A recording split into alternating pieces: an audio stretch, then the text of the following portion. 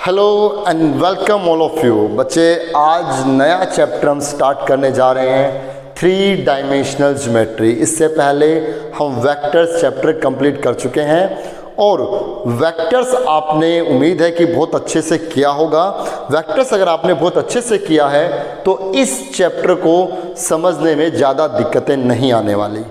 तो 3 dimensional geometry के बारे में, 3 डायमेंशनल ज्योमेट्री क्या होती है ये आप बहुत पहले जान चुके हो, फिजिक्स में काफ़ी पढ़ चुके हो, 11th क्लास में काफ़ी पढ़ चुके हो।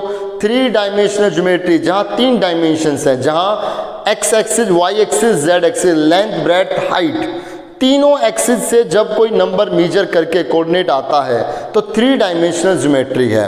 इसके बारे में बहुत डिटेल में मैं 11th क्लास में आपको बता चुका हूं और अभी 11th क्लास के लिए जब 3 डायमेंशनल ज्योमेट्री का मैं लेक्चर बनाऊंगा तो उसमें मैं फिर से 3 डायमेंशनल ज्योमेट्री का इंट्रोडक्शन रखूंगा। तो वो लेक्चर जब 11th का बनाऊंगा तो मैं आपसे भी शेयर करूंगा, तो वो आप 12th क्लास के बच्चे भी उस लेक्चर को देखें। वहाँ मैं बेसिक बताऊंगा आपको 3 डायमेंशनल ज्योमेट्री क्या है। ये 11th क्लास का ही एक टॉपिक है। अब हम बात करते हैं एक्चुअली 12th क्लास का। जो 12th क्लास का हमारा सिलेबस है वो 3 डायमेंशनल ज्योमेट्री में कहाँ से स्टार्ट होता है। तो हम स्टार्ट करते हैं डायरेक्शन एंगल से कि डायरेक्शन एंगल्स क्या होते हैं। तो सबसे पहले हमारे सामने डायरेक्शन एंगल्स, डी एंगल्स हम उसको शॉर्ट में बोल देते हैं कि डायरेक्शनल एंगल्स क्या होते हैं। तो 12th क्लास का 3 डायमेंशनल ज्योमेट्री का टॉपिक हमारा डायरेक्शन एंगल से स्टार्ट होता है। इससे पहले जितनी भी बातें हैं वो 11th क्लास में आप बेसिक जान चुके हो। अगर आपको बेसिक्स के बारे में कई दिक्कतें हैं तो 11th क्लास के लिए मैं बता चुका हूँ। मैं लेक्चर 3D के लिए बनाऊंगा तो मैं आपको शेयर करूँगा। डायरेक्शन एंगल्स क्या है? डायरेक्शन एंगल एक्चुअली ये है कि हम एक्स एक्सिस, ये हमारे पास एक्स एक्सिस, वाई एक्सिस और जेड एक्सिस है। ये X axis, Y axis, Z axis है। कोई भी लाइन है जो इन तीनों में से एक्स वाई, वाई जेड और जेड एक्स प्लेन में से किसी एक प्लेन में वो है। लेट अस सपोज वो लाइन मैंने यहां कह दी कि वो लाइन एल है। यहां पर वो लाइन एक्स एक्सिस के साथ कोई ना कोई एंगल जरूर बनाएगी। वो लाइन वाई एक्सिस के साथ कोई ना कोई एंगल जरूर बनाएगी। वो लाइन इस जेड एक्सिस के साथ कोई ना कोई एंगल जरूर बनाएगी। ये पीछे से है, बैक से। तो वो लाइन, कोई भी लाइन एक्स एक्सिस के साथ जो एंगल बना रही है उसको मैंने अल्फा नाम दिया। कोई भी लाइन वाई एक्सिस के साथ जो एंगल बना रही है उसको मैंने बीटा नाम दिया।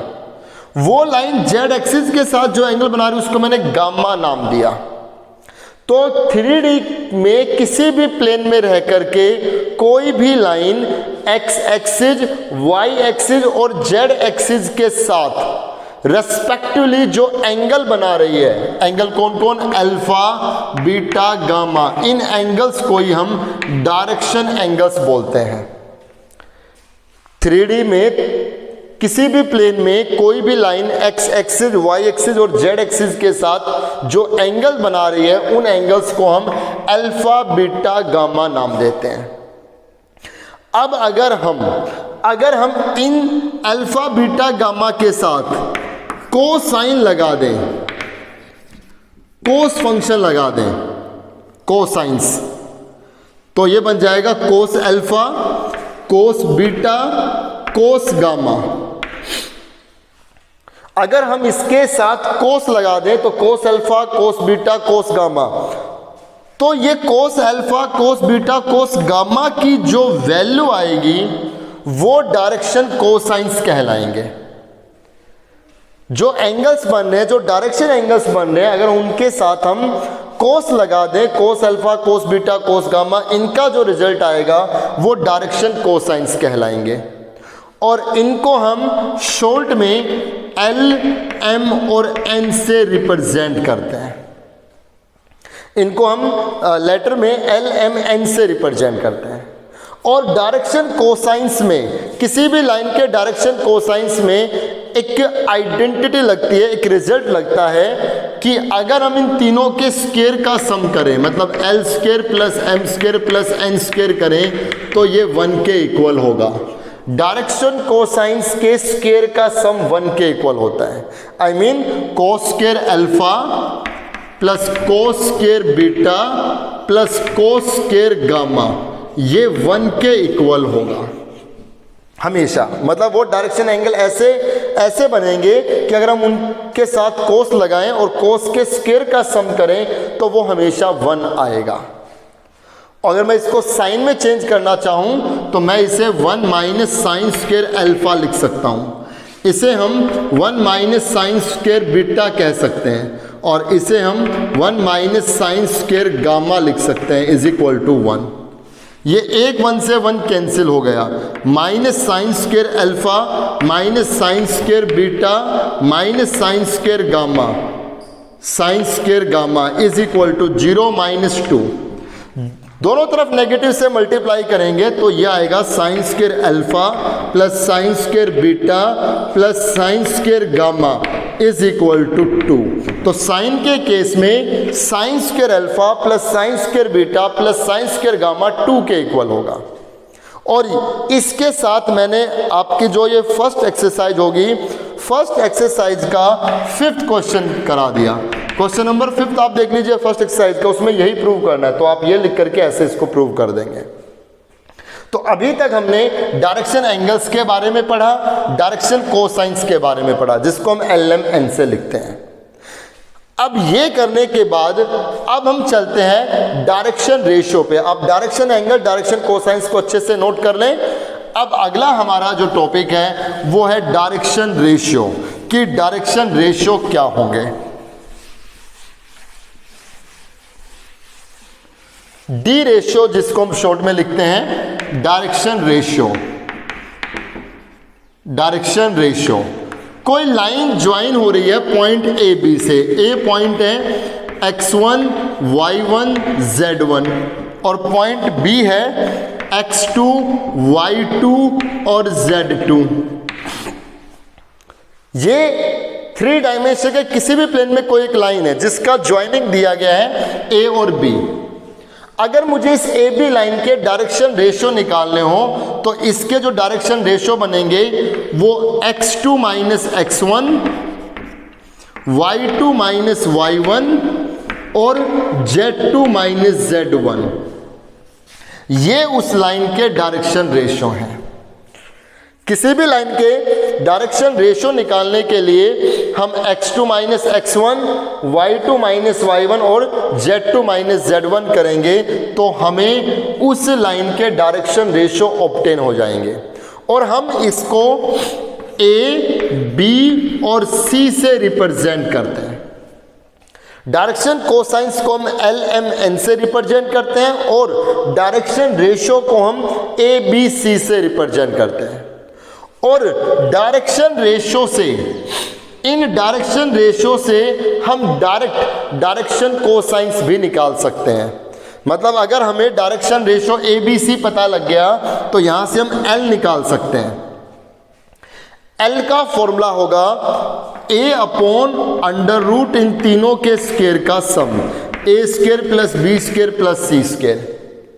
ऐसे ही m इक्वल होगा b अपॉन अंडर रूट ए स्क्वायर प्लस सी स्क्वायर प्लस सी स्क्वायर और n इक्वल होगा c अपॉन अंडर रूट ए square plus B square plus सी स्क्वायर। किसी भी लाइन के अगर डायरेक्शन कोसाइंस निकालने हो डायरेक्शन रेशियो से तो LMN निकालने का तरीका ये है। राइट, आई होप आपको समझ में आया होगा कि डायरेक्शन रेशियो कैसे निकालते हैं और डायरेक्शन रेशियो से डायरेक्शन कोसाइंस LMN कैसे निकाला जाएगा। अब किसी भी लाइन के डायरेक्शन रेशियो में और डायरेक्शन कोसाइन में एक रिलेशन होता है कि L अपॉन A इक्वल होगा M बाई B इक्वल होगा N बाई C के, और ये इक्वल होगा 1 अपॉन अंडर रूट ए square plus B square plus सी स्क्वायर के इक्वल होगा। आप जरा देखिए L अपॉन A, L ये है, अगर मैं इसको A से डिवाइड करूं तो ये A से A कैंसिल होगा, 1 अपॉन यही आएगा। m अपॉन b, इस m के नीचे अगर ये b आएगा तो b से b कैंसिल, 1 अपॉन ये रहेगा। ऐसे ही n अपॉन c, इसके नीचे c आएगा तो c से c डिवाइड ये आएगा। तो अगर हम डायरेक्शन कोसाइंस को डायरेक्शन रेशियो से डिवाइड करें तो उनका जो रेशियो रहेगा वो रेशियो एक फिक्स रहेगा, और वो fix ratio 1 upon under root ए square plus B square plus सी स्क्वायर के इक्वल होगा, इन तीनों के स्क्वायर का सम।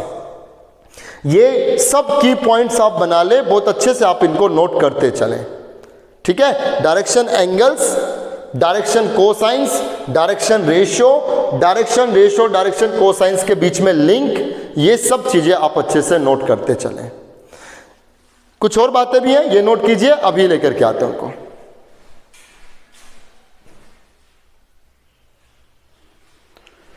बच्चे अब हम जानते हैं कि x एक्सिस के, y एक्सिस के और z एक्सिस के डायरेक्शन कोसाइंस क्या क्या होंगे। ये जरा सोचिए आप, ये x एक्सिस है, पर्टिकुलर इस x एक्सिस के डायरेक्शन कोसाइंस क्या बनेंगे ये हमें सोचना है। तो इस x एक्सिस के डायरेक्शन कोसाइंस क्या होंगे, direction cosines of x axis. तो डायरेक्शन कोसाइन क्या होता है, कोस अल्फा, कोस बीटा और कोस गामा। और इसके लिए जो अल्फा बीटा गामा है, इसमें जो अल्फा बीटा गामा है ये एक्चुअली उस लाइन के x एक्सिस, y एक्सिस और z एक्सिस के साथ बनने वाले एंगल्स हैं। तो आप देखिए ये जो x एक्सिस है, क्योंकि हम डायरेक्शन कोसाइन इस x एक्सिस का निकाल रहे हैं, तो आप देखिए ये x एक्सिस इसी के डायरेक्शन कोसाइन निकाल रहे हैं, तो ये x एक्सिस खुद x एक्सिस के साथ कितना एंगल बना रहे हैं, 0। तो x एक्सिस के डायरेक्शन एंगल्स क्या होंगे, 0, मतलब अल्फा होगा 0। उसके बाद बीटा, ये x एक्सिस y एक्सिस के साथ कितना एंगल बना रहा है, 90। गामा, ये x एक्सिस z एक्सिस के साथ कितना एंगल बना रहे हैं, 90। तो x एक्सिस के डायरेक्शन एंगल्स 0, 90, 90 आ गया। तो इसके डायरेक्शन कोसाइंस क्या होंगे, cos alpha, cos beta, cos gamma. तो मतलब कोस 0 1, कोस 90 0, कोस 90 0। ये इस x एक्सिस के डायरेक्शन कोसाइंस है। इसी तरह हम direction cosines of y axis भी जान सकते हैं। अब y एक्सिस पे अगर हम बात करें तो ये y एक्सिस x एक्सिस के साथ कितना एंगल बना रहा है, 90। तो इसका डायरेक्शन एंगल हो गया पहले 90, y के साथ खुद 0, z के साथ यस 90। तो cos 90, cos 0, cos 90 मतलब 0, 1, 0। ये y एक्सिस के डायरेक्शन कोसाइंस हैं। अब हम z एक्सिस के डायरेक्शन कोसाइन निकालेंगे, तो हम देखेंगे कि ये जो z एक्सिस है ये x एक्सिस के साथ एंगल 90 बना रहे हैं, y एक्सिस के साथ एंगल 90 बना रहे हैं और z के साथ एंगल 0 बना रहे हैं। तो direction cosines of z axis ये बनेंगे cos 90, cos 90, cos 0 मतलब 0, 0, 1। These are the direction cosines of particular x axis, y axis and z axis. Now moving on next topic, angle between two lines. हमें किन्हीं दो line के बीच angle find out करना है। Let us suppose एक ये line है, एक ये लाइन है, हम इन दोनों लाइन के बीच एंगल निकालना है। अगर इस पहली लाइन के डायरेक्शन कोसाइंस दिए गए हैं, पहली लाइन के डायरेक्शन कोसाइन है L1, M1 और N1 और दूसरी लाइन के डायरेक्शन कोसाइंस है L2, M2 और N2। इन दोनों लाइन के डायरेक्शन कोसाइंस हमें मालूम है और हमें इन दोनों लाइन के बीच एंगल थीटा निकालना है। तो किन्हीं भी दो लाइन के बीच एंगल निकालने का फॉर्मूला cos थीटा से हम निकालेंगे। cos theta is equal to क्या होगा, इनका डॉट प्रोडक्ट कर दें, मतलब L1 L2 प्लस करके M1 M2 प्लस करके N1 N2। ये किन्हीं भी दो लाइन के बीच एंगल निकालने का फॉर्मूला हो गया। कब? जब उन दोनों के डायरेक्शन कोसाइंस हमें मालूम हो, राइट। और अगर हमें इन दोनों लाइन के डायरेक्शन रेशियो मालूम है, पहले लाइन के डायरेक्शन रेशियो है A1 B1 C1 और दूसरी लाइन के डायरेक्शन रेशियो है A2 B2 और C2, और अब हमें इन दोनों के बीच एंगल निकालना है। तो एक तरीका तो यह है कि पहले आप इनसे LMN निकाल लें, इसके भी LMN निकाल लें और फिर ये फॉर्मूला लगाएं।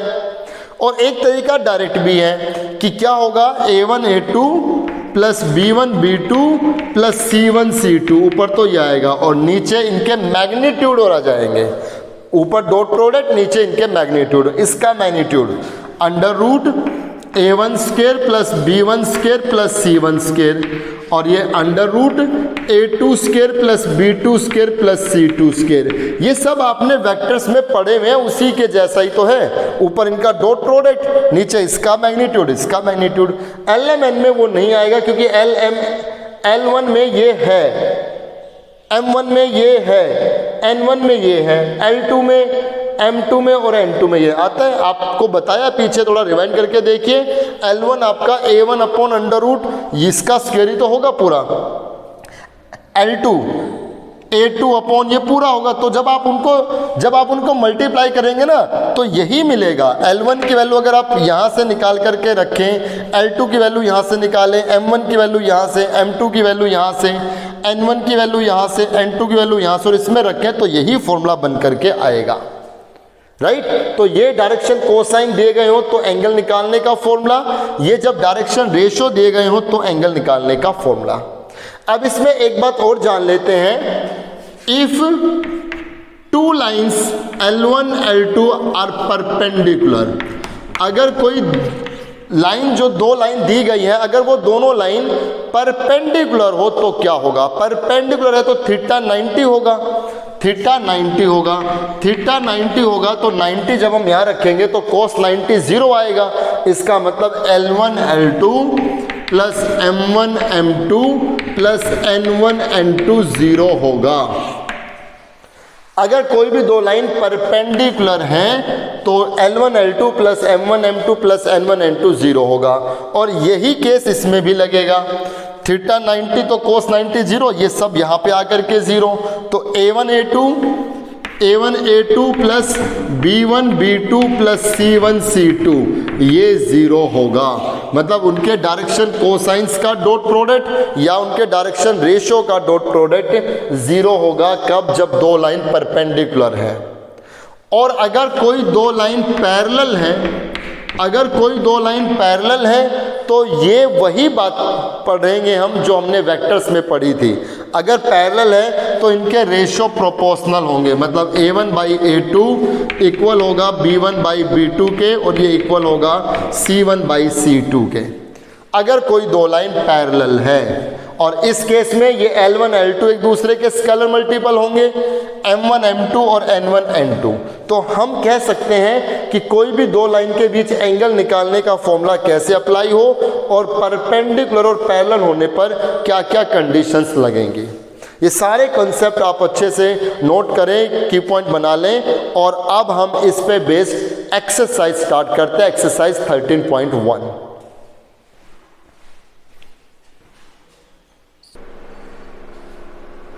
क्वेश्चन नंबर फर्स्ट में आते हैं बच्चे, किसी लाइन के डायरेक्शन रेशियो दिए गए हैं 1 - 3 और 2, और हमें उस लाइन के डायरेक्शन कोसाइंस बताने हैं। तो डायरेक्शन रेशियो का मतलब ये A है, B है और C है, A B C की वैल्यू है। हमें डायरेक्शन कोसाइंस निकालने हैं, मतलब L कितना होगा? A अपॉन मतलब 1 अपॉन अंडर रूट इसका स्क्वायर प्लस इसका स्क्वायर प्लस इसका स्क्वायर 14 आ जाएगा। ऐसे M is equal to B upon -3 upon, अभी हमने फॉर्मूला बताया, अंडर रूट इसका स्क्वायर प्लस इसका स्क्वायर प्लस इसका स्क्वायर 14 आ गया। और N is equal to C upon 2 upon under root 14। तो उस लाइन के डायरेक्शन कोसाइंस ये आ गए, 1 by under root 14 -3 by root 14 and 2 by root 14। एक चीज मैं और आपसे यहाँ पे डिस्कस करने वाला हूँ कि किसी भी लाइन के जब हम डायरेक्शन रेशियो निकालते हैं, पहले क्वेश्चन से आप इस बात को समझें, किसी भी लाइन के डायरेक्शन रेशियो फिक्स नहीं होते। मतलब फिक्स का मतलब कि अगर उस लाइन के डायरेक्शन रेशियो 1 - 3 2 है ना, तो इसका मतलब ये नहीं है कि उस लाइन के डायरेक्शन रेशियो 1 - 3 और 2 ही बने रहेंगे, नहीं। इस डायरेक्शन रेशियो को किसी भी कांस्टेंट से मल्टीप्लाई कर दें, वो भी उस लाइन के डायरेक्शन रेशियो ही है। मतलब किसी भी लाइन के डायरेक्शन रेशियो सिर्फ एक ही नहीं होते, बल्कि इनफाइनाइट डायरेक्शन रेशियो होते हैं। जैसे कहा किसी लाइन के डायरेक्शन रेशियो ये है, तो अगर मैं इसको 2 से मल्टीप्लाई करूं, 2 - 6 4, ये भी उसी लाइन के डायरेक्शन रेशियो हैं। अगर मैं 3 से करूं तो 3 - 9 6, ये भी उस लाइन के डायरेक्शन रेशियो है। लेकिन ओरिजिनली हम क्या करते हैं, इनको सबको कैंसिल करके 1 - 3 2, 1 - 3 2, तब हम इसको ये लिखते हैं कि डायरेक्शन रेशियोस ओरिजिनली 1 - 3 2 है, लेकिन इसके स्केलर मल्टीपल, इसको किसी भी कांस्टेंट से मल्टीप्लाई कर दे, वो सब उसके डायरेक्शन रेशियो रहेंगे। और अगर मैं इन सब से ये डायरेक्शन कोसाइन निकालूं तो लास्ट में सोल्व होकर के ये सब यही बनेंगे। अब करके देख लीजिए, ठीक है। तो ये बात दिमाग में रखें कि एक डायरेक्शन रेशियो ही नहीं होते, बल्कि इनफाइनाइट डायरेक्शन रेशियो होते हैं। जो दिया गया है उसको किसी भी कांस्टेंट से, किसी भी स्केलर से मल्टीप्लाई कर लें, वो सब ही उसके डायरेक्शन रेशियो में काउंट किए जाएंगे। क्वेश्चन नंबर 2 आप करके देखिए, आसान सा है। क्वेश्चन नंबर 3 में आता है, what are the direction cosines of the lines equally inclined to the axis. उन लाइंस के डायरेक्शन कोसाइंस क्या होंगे, उन लाइन के डायरेक्शन कोसाइंस क्या होंगे जो equally inclined to the axis है। मतलब जो एक्स एक्सिस, वाई एक्सिस और जेड एक्सिस पर इक्वली इंक्लाइंड है। मतलब कोई लाइन है जो एक्स एक्सिस, वाई एक्सिस और जेड एक्सिस पर इक्वली इंक्लाइंड है। मतलब alpha is equal to beta is equal to gamma है। उस लाइन का एक्स एक्सिस के साथ, वाई एक्सिस के साथ और जेड एक्सिस के साथ जो एंगल बन रहा है वो एंगल सेम है। मतलब अल्फा जो है वही बीटा है, वही गामा है। तो बताओ उस लाइन के डायरेक्शन कोसाइंस क्या होंगे। तो एक रिजल्ट हमने पढ़ा हुआ है कि कोस square alpha plus cos square beta plus cos square gamma, ये 1 के इक्वल होता है। अब अगर ये तीनों एंगल सेम है, तो मैं इन सबको अल्फा लिख सकता हूं। मतलब cos square alpha plus cos square alpha plus cos square alpha is equal to 1। यहां से जब हम इसको सोल्व करेंगे तो ये आ जाएगा 3 cos square alpha is equal to 1। 3 cos square alpha is equal to 1, cos square alpha is equal to 1/3। तो यहाँ से कोस अल्फा की वैल्यू आएगी प्लस माइनस 1/√3। इसी तरह कोस बीटा भी यही आता। अगर मैं इन सबको बीटा लिख देता तो cos square beta plus cos square beta plus cos square beta 3 cos square beta, cos beta भी यही आता। और इसी तरह कोस गामा भी सिमिलरली ये भी यही आता। तो अगर कोई line X axis, Y axis और जेड एक्सिस पर इक्वल एंगल बना रही है तो उस लाइन के, ऐसी सभी लाइंस के डायरेक्शन कोसाइंस आप डायरेक्ट लिख सकते हो plus minus 1/√3 plus minus 1/√3 plus minus 1/√3 बनेंगे। ये उस लाइन के डायरेक्शन कोसाइन होंगे। ये कोस अल्फा, ये कोस बीटा, ये कोस गामा रहेगा। ठीक है, तो 3 तक क्वेश्चन कीजिए, आगे क्वेश्चन लेते हैं।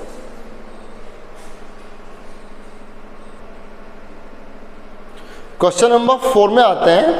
क्वेश्चन नंबर 4 में कहा गया है कि एक लाइन है जो एक्स एक्सिस के साथ 90 डिग्री, वाई एक्सिस के साथ 60 डिग्री और जेड एक्सिस के साथ 30 डिग्री का एंगल बना रही है। A line makes angle 90 degree, 60 degree and 30 degree with the coordinate axis. Find its direction cosines. तो बताइए उस लाइन के डायरेक्शन कोसाइंस क्या होंगे। मतलब ये है कि उस लाइन ने एक्स एक्सिस के साथ जो एंगल बनाया वो अल्फा है, वाई एक्सिस के साथ जो एंगल बनाया वो बीटा है और जेड एक्सिस के साथ उस लाइन ने जो एंगल बनाया वो गामा है। अल्फा बीटा गामा हमें मालूम है, तो हमें उस लाइन के डायरेक्शन कोसाइंस निकालने हैं। तो ऐसे केस में उस लाइन के जो डायरेक्शन कोसाइंस होंगे वो होगा cos alpha, cos beta and cos gamma. Cos 90 0, cos 60 1/2, cos 30 √3 by 2। तो उस लाइन के डायरेक्शन कोसाइंस 0, 1/2, √3 by 2 होंगे। आप देख रहे होंगे कि आंसर में ऐसी ब्रैकेट दी गई है, ये नहीं दी गई।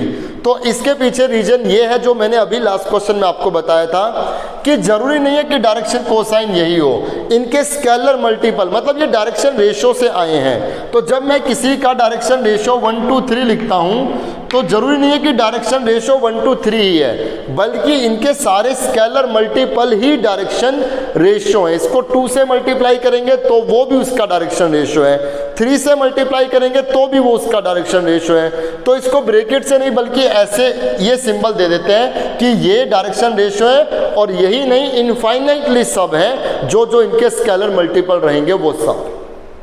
ठीक है, अगर आप गलती से ये लगा देते हो तो भी गलत नहीं होगा, तो भी ठीक है, ये ब्रैकेट लगा दो तो भी कुछ गलत नहीं होगा। लेकिन मैंने बताया कि अगर ये ब्रैकेट आ जाए तो आप ये ना समझे कि ये क्या अलग से आ गया, ये इसका मतलब ये है।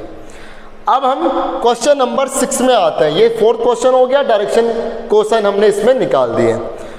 क्वेश्चन नंबर 6 में 3 पॉइंट दिए गए हैं, point A, point B and point C. और क्वेश्चन कह रहा है कि using the direction ratio show that these 3 points are collinear. Direction ratio का यूज करते हुए बताओ ये तीनों पॉइंट्स कोलिनियर हैं। तो जैसा हमने वेक्टर्स में किया था वैसा ही केस इसमें भी होगा। अगर ये तीनों पॉइंट कोलिनियर हैं तो direction ratio of A B के जो डायरेक्शन रेशियो हैं और जो बी सी के डायरेक्शन रेशियो हैं, ए बी के डायरेक्शन रेशियो बी सी के डायरेक्शन रेशियो के स्केलर मल्टीपल के इक्वल होंगे। तो ये कोलिनियर है। क्यों? क्योंकि बीच में एक पॉइंट पी बी कॉमन है। और अगर इस 7th क्वेश्चन की बात करूं तो एक लाइन है ए बी, एक लाइन है सी डी। प्रूव करना है कि ये दोनों लाइन पैरेलल है। तो इस पैरेलल में भी वही होगा कि हम इस पहले ए बी लाइन के डायरेक्शन रेशियो निकालेंगे और इस सी डी लाइन के डायरेक्शन रेशियो निकालेंगे। अगर इन दोनों के डायरेक्शन रेशियो प्रोपोर्शनल है, एक दूसरे के स्केलर मल्टीपल के इक्वल है, तो हम कहेंगे ये पैरेलल है। क्यों? क्योंकि इसमें ए बी और सी डी अलग अलग है, इसमें एक ये पॉइंट कॉमन है, तो ये कोलिनियर हो गया। तो चलते हैं, direction ratio of A B, बिल्कुल वेक्टर से मेल खाता हुआ चैप्टर चलेगा। Direction ratio of A B, B में से ए को माइनस कीजिए, 1, ये आएगा 5 और ये आएगा -7। ऐसे ही direction ratio of B c निकालिए, कितना आएगा -2 और ये आ जाएगा -10 और ये आ जाएगा 14। हम देख रहे हैं कि बी सी के जो डायरेक्शन रेशियो हैं, direction ratio of B C वो इक्वल है, किसके इक्वल है? -2 times direction ratio of A B, है ना। इसको -2 टाइम करें तो यही आएंगे ना।